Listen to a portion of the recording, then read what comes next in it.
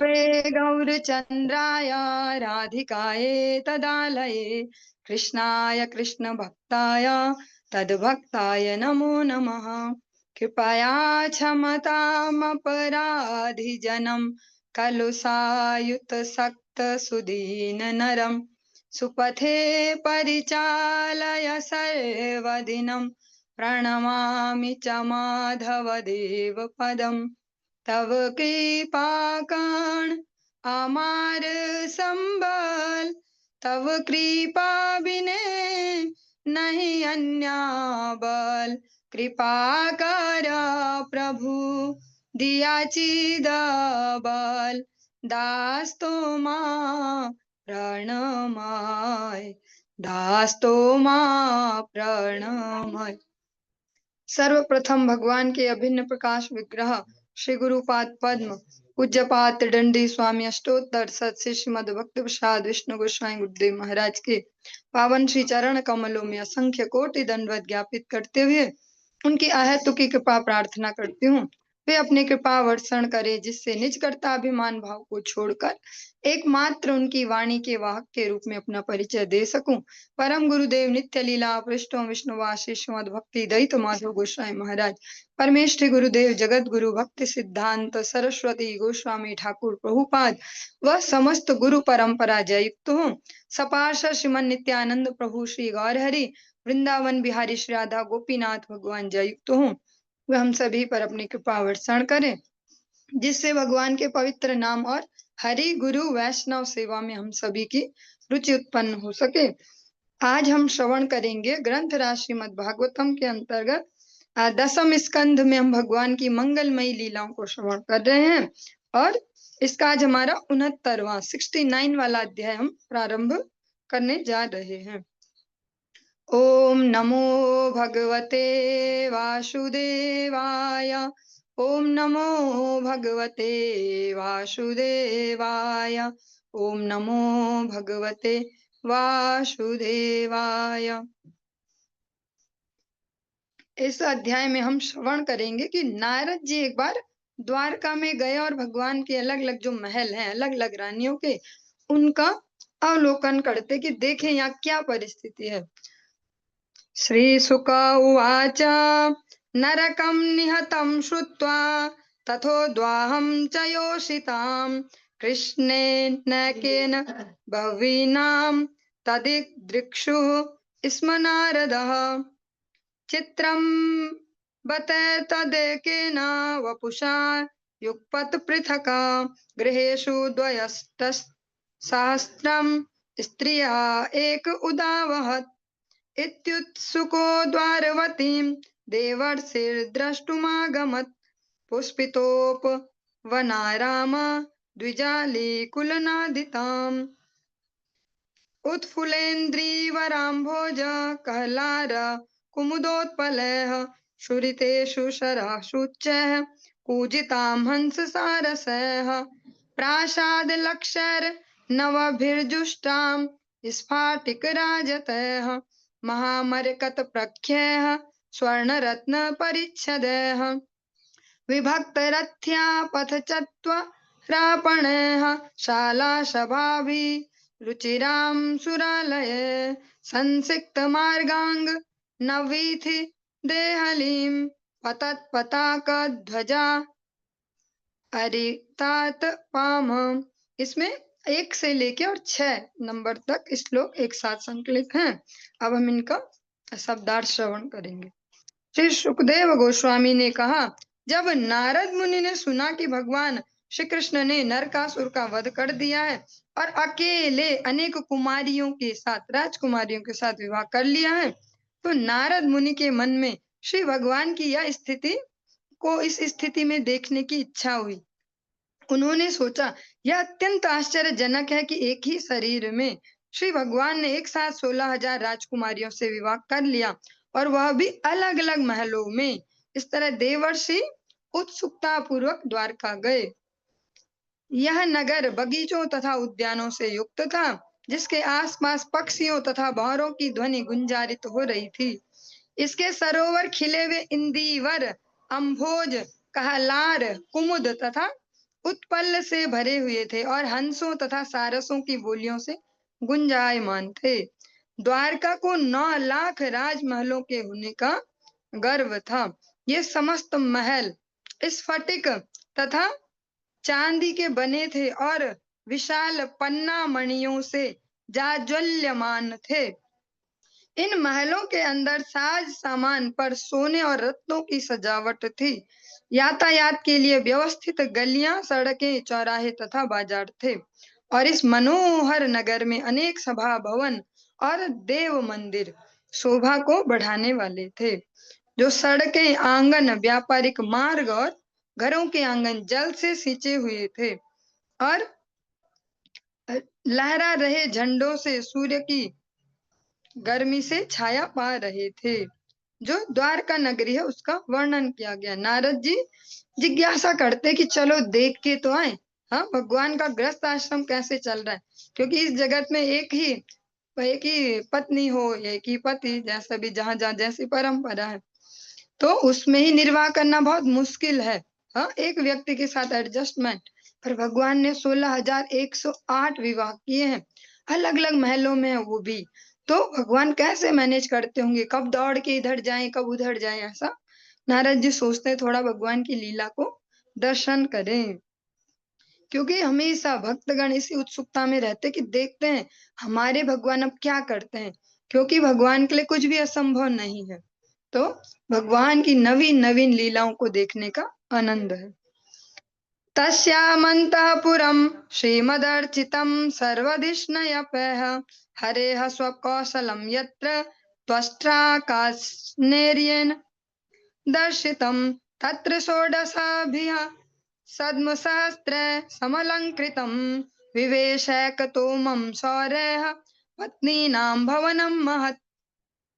द्वारका नगर में एक सुंदर अंतःपुर था जो लोकपालों द्वारा पूजित था। यह प्रदेश जहाँ विश्वकर्मा ने, जो देवताओं के शिल्पी हैं, विश्वकर्मा ने अपनी समस्त दैवी निपुणता प्रदर्शित कर दी थी। जब स्वयं श्री भगवान के लिए कोई कार्य करे तो उसमें व्यक्ति अवश्य अपना 1000% डालेगा, 100 भी नहीं। विश्वकर्मा जी ने बहुत ही सुंदर तरीके से इसमें निपुणता से कार्य किया था।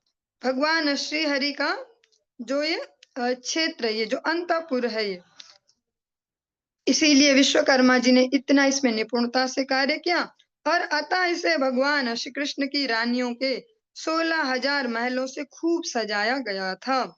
श्री नारद मुनि इन्हीं विशाल महलों में से एक में प्रविष्ट हुए।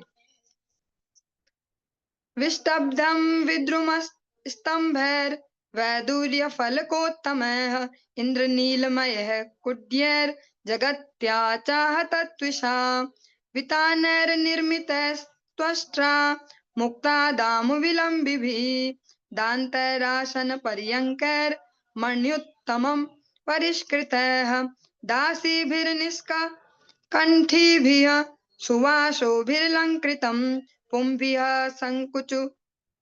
संकच्चु कोष्णी शशुवस्त्रमणिकुण्डलैः रत्नप्रदीपनिकरद्युति विनिरस्ता ध्वान्तं विचित्रवलभीषु शिखण्डिनोऽङ्ग नृत्यन्ति यत्र विहिता अगरुधूपमक्षैर्निर्यान्तमीक्ष्या घनबुद्धया उन्नदन्तः।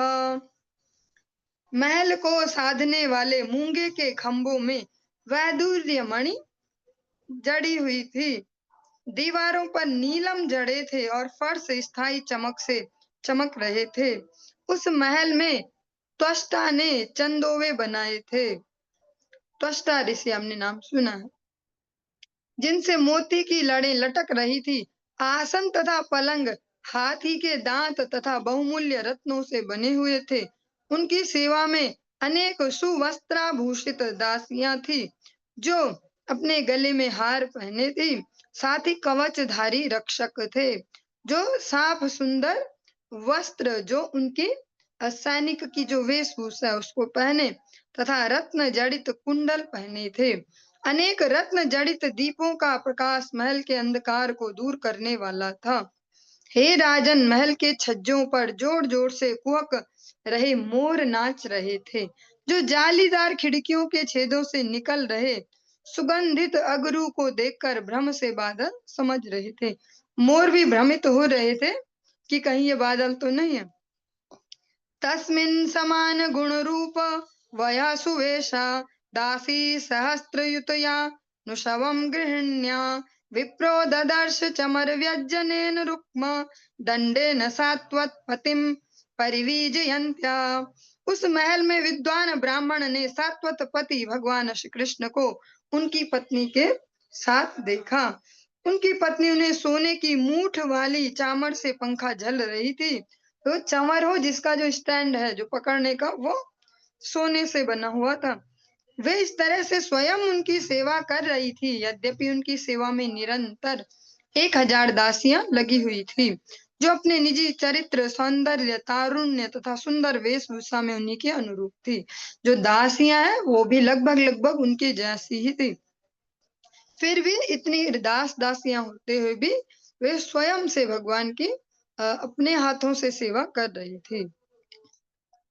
तम संरीक्ष्य भगवान ससोत्थित श्री प्रियंकतः सकल धर्म भृतां वरिष्ठः आन्म्य पादयुगलं शिरसा किरीटजुष्टेन साज्जलिर विविशदासने स्वे। श्री भगवान धर्म के सबसे बड़े धारक हैं। अतएव जब उन्होंने श्री नारद मुनि को देखा तो वे तुरंत जो श्री देवी हैं जो रुक्मिणी जी के पलंग पर से उठ खड़े हुए श्री नारद मुनि के चरणों पर अपने मुकुट युक्त सिर को नवाया और अपने हाथ जोड़कर मुनि को अपने आसन पर बिठाया। स्वयं भगवान श्री कृष्ण इस प्रकार से जो वैष्णव है जो आचरणशील ब्राह्मण है उनके प्रति जब एज ए ग्रस्त भगवान लीला कर रहे हैं तो वैसे ही आदर्श स्थापन करते हैं। क्योंकि भगवान स्वयं भगवत गीता में कहते हैं यद यदाचरति श्रेष्ठ तत्तदेवे तरो जना सा यत् प्रमाणम कुरुते लोकस्तदनुवर्तते। जो समाज में श्रेष्ठ श्रेष्ठ जिनको समझा जाता है वे जैसा जैसा आचरण करते हैं समाज उनका अनुकरण करता है। जो वे पैरामीटर सेट करते हैं या जो भी कि ऐसा होना चाहिए तो पब्लिक उसको फॉलो करती है। अतः भगवान जब ग्रस्त लीला कर रहे हैं तो अपने आचरण पर भी फोकस है कि किस प्रकार से मुझे देखकर अन्य भी शिक्षा लेंगे। नारद जी को देखते ही श्री भगवान उतरे अपने आसन से उनको दंडवत किया और उनको अपने आसन पर विराजित किया। तस्यावनिज्य चरणो तदप स्वमूर्धना बिभ्रज जगद्गुरो तमोपि सतां पतिर्हि ब्रह्मण्य देव इति यद् गुणनाम युक्तम तस्य वयच्चरण शौचम शेष तीर्थम। श्री भगवान ने श्री नारद मुनि के चरण पखारे और उस जल को अपने सिर पर धारण किया। यद्यपि भगवान श्री कृष्ण ब्रह्मांड के परम गुरु हैं तथा अपने भक्तों के स्वामी हैं किंतु इस तरह से आचरण करना उनके लिए उपयुक्त था क्योंकि भगवान का नेक नाम है ब्रह्मण्य देव अर्थात ब्राह्मणों पर अनुग्रह रखने वाले श्री भगवान। इस तरह भगवान श्री कृष्ण ने श्री नारद मुनि के चरण पखार कर उनका सम्मान किया। यद्यपि श्री भगवान के ही चरणों को धोने वाला जल गंगा जल बन जाता है जो कि परम तीर्थ है। और भगवान ने अपने ब्रह्मण्य देव नाम को चरितार्थ किया। नारद जी की सेवा शुश्रूषा से नारद जी के चरण प्रक्षालन करवा रहे हैं स्वयं श्री भगवान। जबकि जो भगवान का चरणोदक है पूरे ब्रह्मांड को पावन करने वाला है। पद नख नीर जनित जन पावन। भगवान का जो चरणोदक है समस्त जनों को पावन करने वाला समस्त लोगों को। फिर भी आज भगवान नारद मुनि के चरण प्रक्षालन करवा रहे हैं।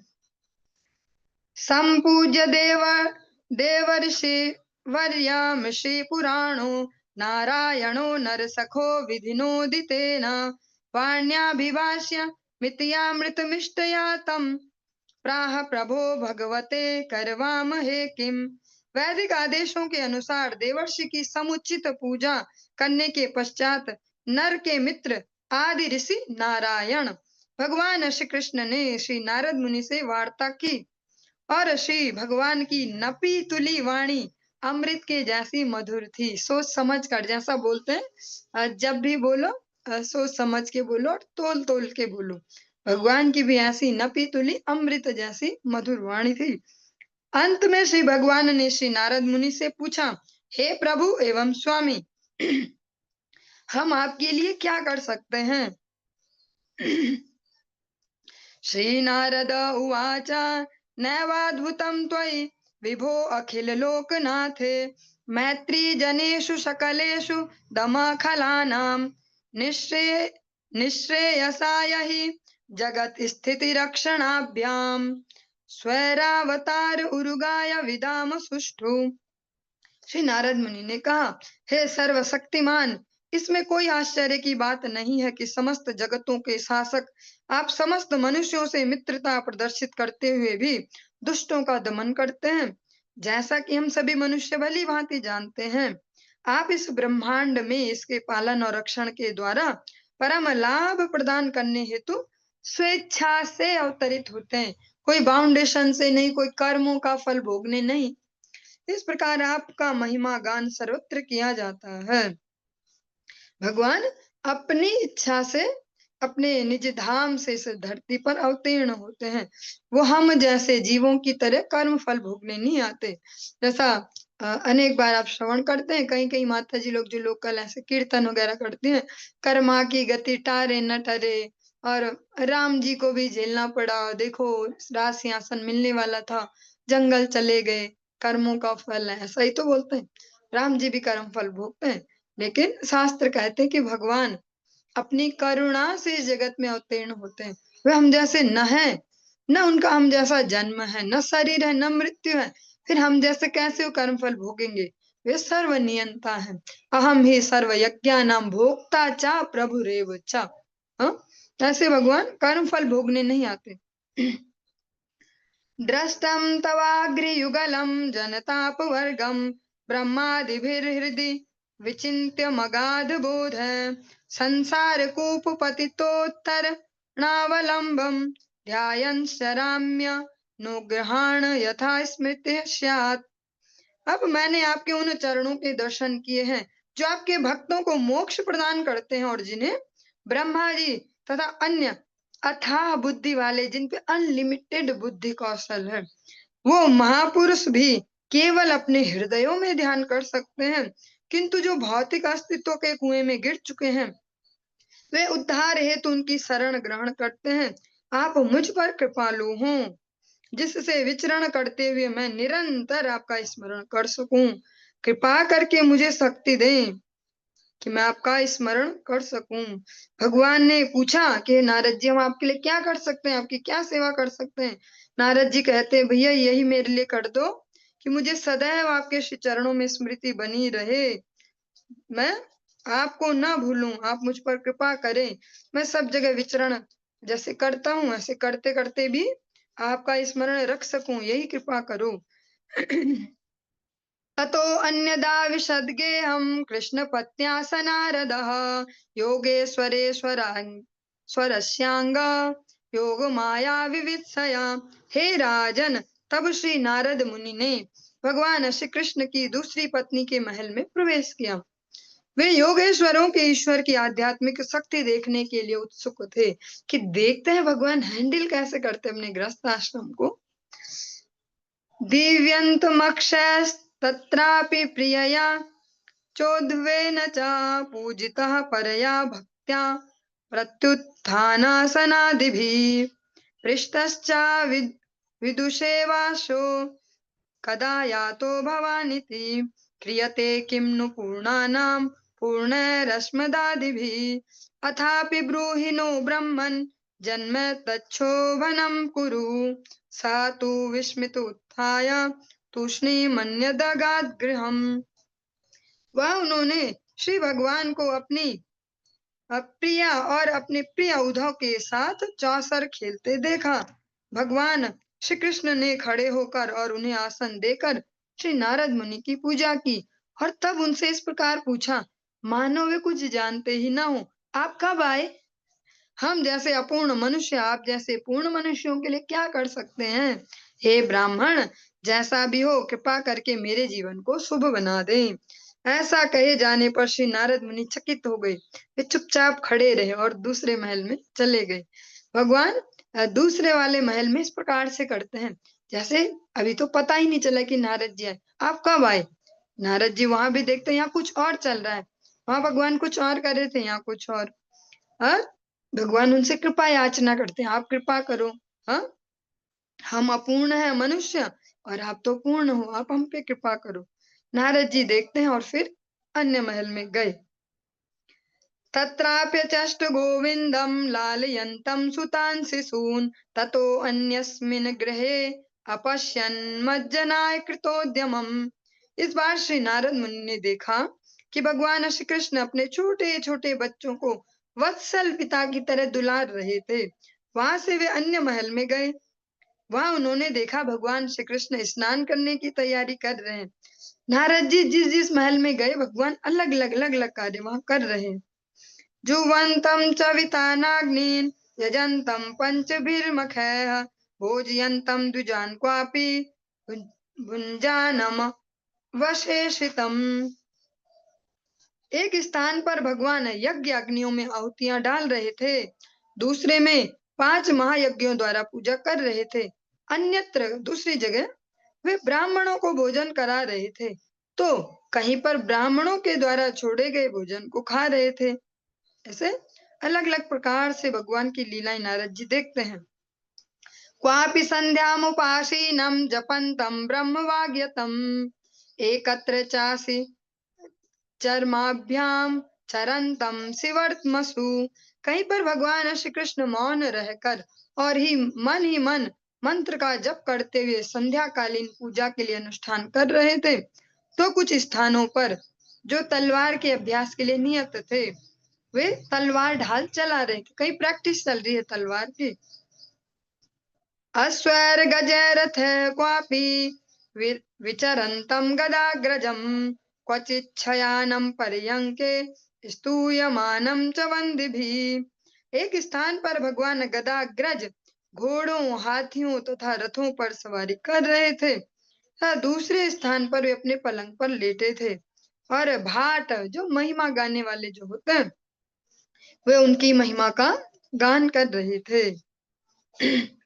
मंत्रयन्तं च कस्मिंश्चिन्मन्त्रिभिश्चोद्धवादिभिः जलक्रीडारतं क्वापि वारमुख्या बलावृतम्। कहीं वे उद्धव तथा अन्य राजमंत्रियों से शास्त्रार्थ कर रहे थे, तो कहीं पर वे अनेक नृत्यांगनाओं तथा अन्य जो उनकी पत्नियां हैं उनसे घिरकर जल क्रीड़ा कर रहे थे। चलिए आज के चर्चा को हम यहीं पे विश्राम देंगे, इससे आगे कल श्रवण करेंगे। हरे कृष्ण।